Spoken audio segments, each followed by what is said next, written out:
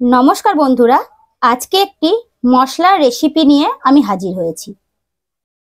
एखाने आछे राधुनी मशला, एखाने आछे एटी जोआन, एटी एलाच, एटी शुकनो लंका, एटी राधुनी मशला, एकटुखानी मेथी, एकटू गोलमरिच, एकटू लवंग, एकटू दारचिनी, एकटू मौरी एगुलो एखन एकटू शुकनो कड़ाइये भेजे नेब।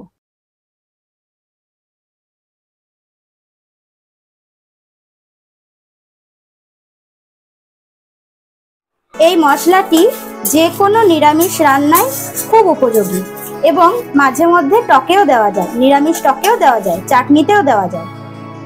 খুব সুন্দর এখানে গন্ধ বেরিয়েছে, এর থেকে বোঝা যাচ্ছে যে এটি হয়ে গেছে।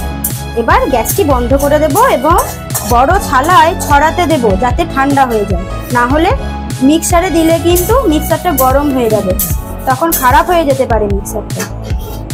এবার এটি ফ্যান চালিয়ে ঠান্ডা হতে দিয়েছি। এবার একটা ভেঙে দেখাচ্ছি, ভেঙে যাচ্ছে, মুড়মুড় করছে। এরকম যখন মুড়মুড় হয়ে যাবে তখন এটা পেছানো যাবে, যেন ঠান্ডা হয়ে যায়, তাহলে পেছানো যাবে। এবার আমি মশলাগুলি ব্লেন্ডারে দিয়ে দিলাম। এবার মিহি করে পেস্ট করে দিলাম। একটু তুলে দেখাচ্ছি কত মিহি হয়েছে, খুব সুন্দর সেন্ট উঠছে এটা। এভাবে যে কোনো রান্নার জন্য এভাবে মশলা বানিয়ে নিতে পারেন। এবার মশলাটা একটু থালায় ছড়িয়ে রাখলাম, কারণ একটু গরম গরম থাকে তো, ঠান্ডা হলে তারপরে আমি কোনো জারে ভরে রেখে দেবো, তাহলে বহুত দিন পর্যন্ত ব্যবহার করা যাবে।